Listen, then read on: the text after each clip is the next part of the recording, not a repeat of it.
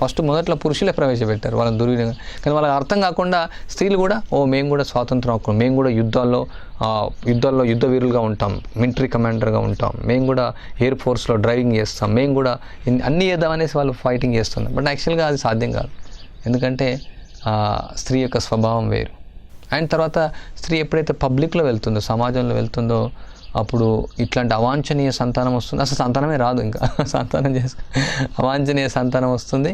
తర్వాత మొత్తం కూడా ప్రజా బాహుల్యానికి కారణమైపోతుంది, అంతా కూడా నాశనానికి దారితీస్తుంది. సో అందువల్ల ఈ వర్ణాశ్రమ వ్యవస్థ అనేది చాలా ముఖ్యం. మనం అనుకోవచ్చు మనం భక్తులం కదా, మరి భక్తులైన మన స్త్రీ పురుషులకు తేడా లేదు, అందరం కూడా ఆత్మలమే కదా, స్త్రీ శరీరం పురుష శరీరం తేడా ఉంది అనుకోవచ్చు. కానీ ఇంకా మనం శరీరంలోనే ఉన్నాం కాబట్టి మనం ఈ యొక్క శరీరంలో ఉన్నంత వరకు నియమ నిబంధనలు అనేది ఆచరించాలి. స్త్రీ పురుషుల మధ్య విరహం, స్త్రీ పురుషుల మధ్య కట్టుబాట్లు అనేది మనం నేర్చుకోవాలి. లేకుండా ఏమవుతుంది, పూర్తిగా జంతు నాగరికతగా మారిపోతుంది. అదే ఇప్పుడు జరుగుతూ ఉంది.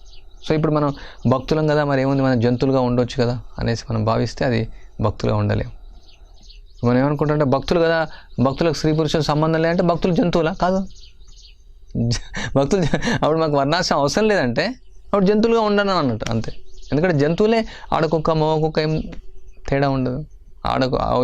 నేను ఈ కుక్కతో సంపర్కం చేశాను, ఆకు అట్లేం తేడా లేదు. ఏ పందితో ఉన్నాను, పంది ఏం లేదు, ఏ విచక్షణ అనేది లేదు. సో జంతు స్వభావానికి కావాలనేసి మనం అనుకోవడం ద్వారా అది తప్పదు యాక్చువల్గా. సో మనం ఆధ్యాత్మికోన్నతి కానీ ప్రభుపాల్ వారు క్లియర్గా చెప్తున్నాడు. ఇక్కడ వర్ణాశ్రమం గురించి చెప్తున్నారు ప్రభుపాల్. ఆధ్యాత్మికోన్నతి కూడా ఈ వర్ణాశ్రమం కేవలం ఓన్లీ నియమ నిబంధనలకే కాదు, ఇది ఆధ్యాత్మికోన్నతి జరుగుతుంది.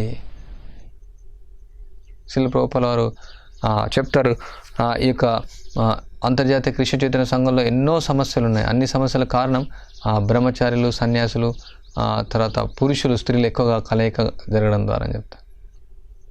సో అందువల్ల ఈ వర్ణాశ్రమం అనేది ఉండడం ద్వారా ఏమవుతుందంటే స్త్రీ ఎప్పుడు రక్షించబడుతుంది, ఎప్పుడు స్త్రీ పాతివ్రత్యాన్ని కోల్పోకుండా సంతానాన్ని కనడం ద్వారా యోగ్యమైన సంతానం వస్తుంది.